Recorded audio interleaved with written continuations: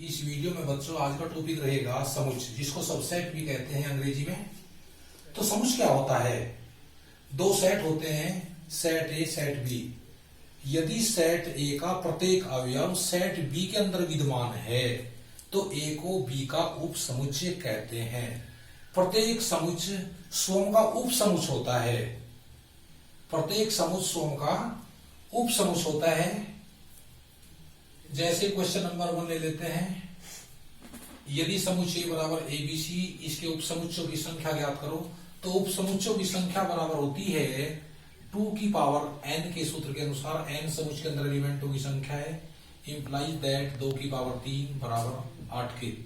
इस प्रकार से क्वेश्चन नंबर 1 हल हो जाता है। इसी प्रकार जैसे हमने कल भी पढ़ा था, अगर समुच्चय की कोटि ज्ञात करनी है तो हम इसकी कोटि लिख सकते हैं। ए बी सी 3 एलिमेंट हैं तो कोटि हो जाएगी समुच्चय की 3। कोटि को कार्डिनल संख्या भी कहते हैं, तो कार्डिनल संख्या भी 3 हो जाएगी। नेक्स्ट क्वेश्चन नंबर 2 ले लेते हैं। यदि समुच्चय ए के एलिमेंट 1 3 5 और समुच्चय बी के एलिमेंट 5 6 7, तब इंटरसेक्शन बी का मान ज्ञात करो। इंटरसेक्शन बी का मतलब होता है उभयनिष्ठ ज्ञात करना दोनों समुच्चयों का। तो इसको कैसे ज्ञात करते हैं? A intersection B. ये देखते हैं समुच्चय ए और समुच्चय बी के दोनों के अंदर कौन से एलिमेंट उभयनिष्ठ हैं। तो उभयनिष्ठ एलिमेंट है 5, ये दोनों में है। तो इंटरसेक्शन बी ये हो जाएगा, इसका मान हो जाएगा इतना। नेक्स्ट क्वेश्चन नंबर 3 ले लेते हैं। यदि समुच्चय ए के एलिमेंट 2 4 6 और समुच्चय u बराबर 1 2 3 4 5 6 7 8, यानी यूनिवर्सल सेट होता है जिसको सर्वात्रिक समुच्चय कहते हैं। इसके एलिमेंट इतने हैं तो ए का पूरक समुच्चय ज्ञात करो। तो पूरक समुच्चय क्या होता है? पूरक समुच्चय को ए डैश से प्रदर्शित करते हैं, या इस तरह से सी लगा करके ऊपर लिख देते हैं, या ए बार से भी हम इसको प्रदर्शित करते हैं। ये बात ध्यान रहे कि ए डैश, ए की सी और ए बार इनसे प्रदर्शित करते हैं। तो कैसे निकालते हैं हम इसको? u माइनस ए। सर्वात्रिक समुच्चय में से एक एलिमेंट को घटाने पर जो एलिमेंट शेष बचते हैं वो ए डैश अर्थात ए का पूरक समुच्चय रह जाता है।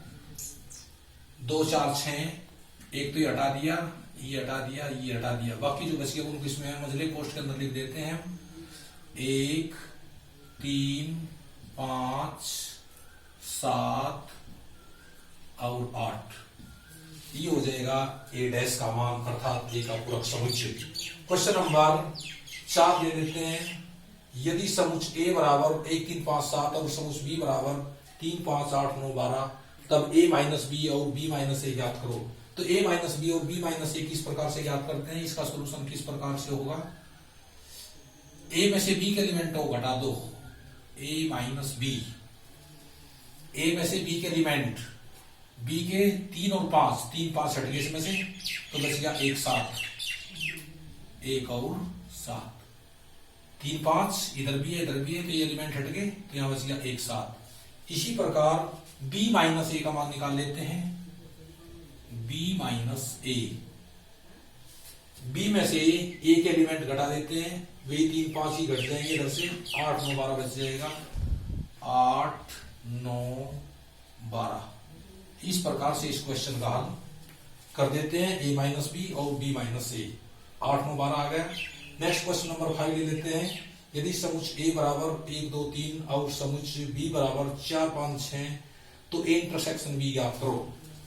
a इंटरसेक्शन b, तो a इंटरसेक्शन b। अब उभयनिष्ठ एलिमेंट देखते हैं। 4 5 6 है b में, a में 1 2 3 है। कोई भी एलिमेंट उभयनिष्ठ नहीं है। जब ऐसी स्थिति आती है दोनों समुच्चयों के अंदर कोई भी एलिमेंट उभयनिष्ठ नहीं होता, तब a इंटरसेक्शन b बराबर 5 होता है। क्यों होता है? क्योंकि दोनों समुच्चय विषमद्वीप समुच्चय होते हैं, जिनको हम असंयुक्त समुच्चय भी कहते हैं। ऐसे दो समुच्चय जिनका उभयनिष्ठ अर्थात इंटरसेक्शन 5 के बराबर होता है, ऐसे समुच्चयों को असंयुक्त समुच्चय या विषमद्वीप समुच्चय कहते हैं। तो इसका आंसर ये हो जाएगा, इंटरसेक्शन b बराबर 5 के हो जाएगा। क्वेश्चन नंबर 6 ले लेते हैं। यदि समुच्चय a बराबर abc, तब इस समुच्चय के उचित उप समुच्चयों की संख्या ज्ञात करो। उचित उप समुच्चयों की संख्या हो जाएगी 2 की पावर n माइनस 2 के बराबर। इंप्लाइज दैट, कैसे? n एलिमेंटों की संख्या है तो ये हो जाएगी 2 की पावर 3 माइनस 2, अर्थात इंप्लाइज दैट 2 की पावर 3 का मतलब 8 माइनस 2।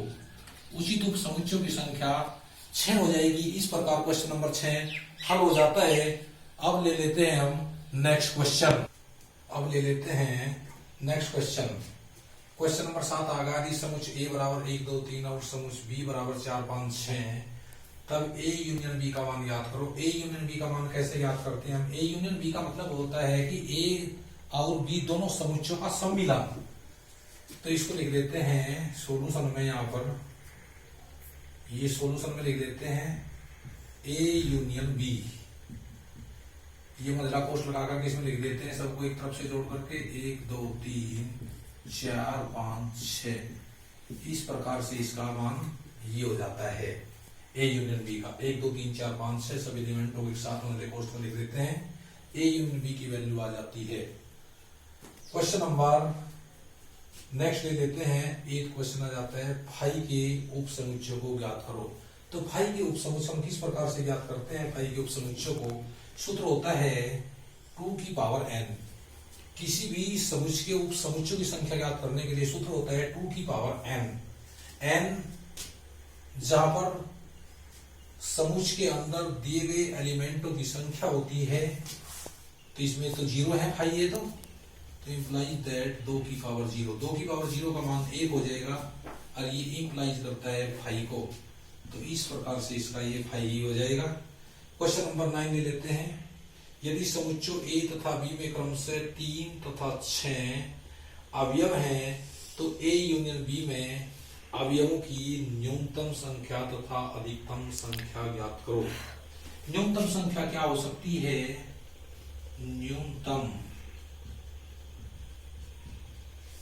संख्या 1 में 3 है, 1 में 6 है, तो कम से कम एलिमेंट जो है कितने हो सकते हैं? 6। तो ये 6 हो जाएंगे। अधिकतम एलिमेंट कितने हो सकते हैं? अधिकतम संख्या कितनी हो सकती है? इनको दोनों को जोड़ करके लिख देते हैं, 3 और 6 9 हो जाएगी। इसी प्रकार यदि समुच्चयों ए तथा बी में क्रमशः 6 तथा 9 अवयव हैं, तब P इंटरसेक्शन B में अवयवों की संख्या ज्ञात करो। P इंटरसेक्शन B का मतलब है power of set A union B, यानी इसके घात समुच्चय हमें बताना है किस तरीके से हम लिखेंगे। तो इसमें 6 है, इसमें 9 है, तो वरिष्ठ एलिमेंट 6 ही हो सकते हैं। तो किसके अनुसार लिखेंगे? उप समुच्चयों की संख्या PA बराबर होगा 2 की पावर n के अनुसार लिख देते हैं 2 की पावर 6। इंप्लाइज दैट 2 की पावर 6 का मतलब हो जाएगा 2 की 6 पर गुणा कर देते हैं तो ये हो जाएगा 64। तो इस प्रकार से इसका आंसर भी 64 हो जाएगा, सवाल भी हल हो जाएगा। और जैसे समुच्चय के बारे में बताया है कि कोई भी समुच्चय है वो स्वयं का उपसमुच्चय होता है, लेकिन कोई भी समुच्चय किसी भी समुच्चय का उचित उपसमुच्चय नहीं होता। फाई किसी भी समुच्चय का उचित उपसमुच्चय नहीं हो सकता।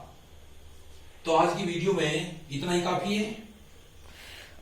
यदि वीडियो समझ में आ रहा है तो सभी वीडियो को लाइक कीजिए और शेयर कीजिए और साथ ही साथ चैनल को भी सब्सक्राइब कीजिए। अब मिलते हैं नई वीडियो में नई जानकारी के साथ, तब तक के लिए धन्यवाद।